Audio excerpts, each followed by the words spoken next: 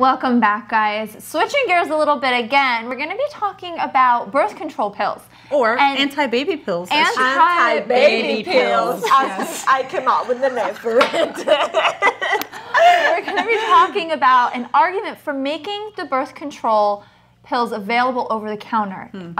Currently, there are a bunch of people that leave the United States and go to their home countries. A lot of Latin American countries sell birth control over the counter. Right. And people here in the United States who don't have health insurance, who can't go out and see their gynecologist and get a prescription, or who can't afford the prescription, are going back and getting them over the counter and then bringing them back with them. Interesting. So what do we think about that?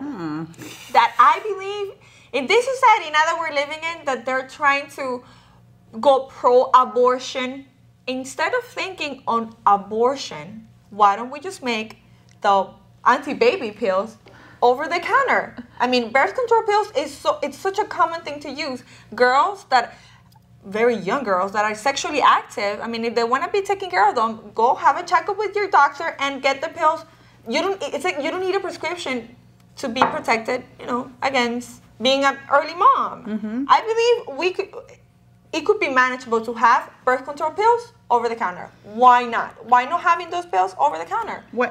If you tell me right now, Stella, you need to go buy your birth control pills at the pharmacy, I would have no clue what to get. Like, isn't there a difference in like estrogen levels and stuff like that, where like you really need a prescription from a doctor? Yeah, aren't we talking about like self-medicating now? Yeah, Exactly. That's what I'm thinking. Like, what if like because of something about my body that I'm taking the wrong pill, maybe I become at higher risk of cancer, or if I smoke. I mean, there's a lot of education that gynecologists can provide. Exactly, but exactly that's why I said just go to a doctor and just and if they're over, just go again and get them. You don't have to go back to the doctor and check.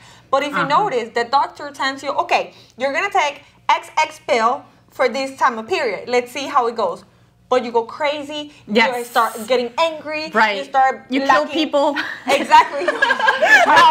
Hopefully you don't. Hopefully you don't. Start losing weight rapidly or gaining weight rapidly. And then you go to the doctor, okay, let's just try LL pill. And then you start LL pill. And it goes completely wrong too. Yeah. I mean, you're going to have to go through a process of like the body adjusting to this new hormone, because it's actually hormones that you're getting, to see, how you will stabilize the estrogens level and the hormone level, and to see how you take it. So, I mean, you'll be auto-medicating yourself, but you do the same thing with the prescription. Well, I don't know if you girls are aware, but we live in the state of Florida, and Florida Medicaid does not cover birth control pills, but it covers prenatal pills, it covers prenatal all medications. Like it covers prenatal, like vitamins? Yes, Vitamins. it covers really? doctor's visits. Yes. It covers hospital bills. If you get pregnant, Florida Medicaid covers everything. I know. I used to work in a pharmacy, and we used to run into this all the time. But it will not cover a birth control pill, which makes no sense. In my head, it makes no sense because there are some brands that are $30 a month, and I just feel like for the state of Florida to spend $30 a month is so much less than covering an entire birth of a child. $20,000 Is that what it costs to have a baby? Yes. $20,000. Yeah, that's amazing. What about the right? Yeah, me too. So we're talking about contraception. What about the day after pill? That's over the counter. It's over the counter, and it's so bad for you. It is. It is so bad for you. I have a close case. My little cousin, she took this pill, and you're like, oh my God, she's just going crazy because her days are not normal as they used to be, because that's a hormone that you're taking into your body. So physically, it affects you It negatively. affects you negatively. Yeah, you can hemorrhage. Negatively. And, Yes. you can have. It's bad. Your period changes the days. For example, you used to have it every 28 days. Now you don't. Now you have it maybe 1 month, maybe not the other, but maybe the next month you're having it for 10 days. I mean, it's just crazy. It puts your body like in a crazy moment because you took this pill. So we're okay with the day after pill, but we're not okay with preventing pregnancy. Pregnancy. Isn't that funny? It's strange. It is Completely strange. nonsense. So, but I do feel like my concern is that you you were taking, I'm not really sure, I'm not really that familiar with what we're trying to do here, but is it that you had a prescription from a doctor once and that's all you need for the rest of the time that you're on the pill? Or can you just randomly walk into a pharmacy and say, oh, I need birth control, and I'll just pick one out? I'm not really clear on that. I think that's what they're trying to pass, Really? is so that you can just walk into a pharmacy, grab it off the shelf, and go ahead and pay for it. But I don't know. I mean, a woman needs that once a year checkup. She needs to have it for her health. Very true. And most insurance covers that once a year. Yes. That once a year. That once a year checkup. Checkup. There you go. Yeah. And so, but again, this is mostly for people who don't have insurance. So if you Exactly. don't have the $150 or whatever the cost is to go see your doctor and to get that prescription, I don't know. Is it okay to get this pill over the counter? Like, if we consider, like, you have to go to your yearly checkup. You have to have everything checked up because, of course, you want to be good with yourself. But, okay, the doctor says, okay, you're going to start taking this pill, blah, blah, blah. You already paid the $150 for the doctor visit, plus make it any $50 for the pills. Why do you have to go every month to see him and charge you $150 for him just to give you a paper for you to go to the pharmacy and be like, hey, I need a refill?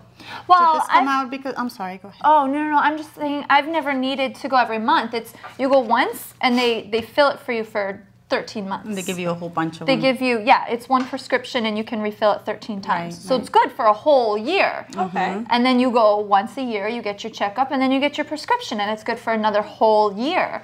So I don't know. Would it be okay to just skip that visit every? I Right. mean, I think I need to, well, I know for myself, I need to push myself to make it to the doctor, and you know, because everything else gets in the way, right? And it just makes you wonder how responsible we're going to be to self-monitor and to actually get to the doctor. and when, it's when such we a need fun to. visit too, Oh, right? yes, it's wonderful. You're wrong. Yes, yes.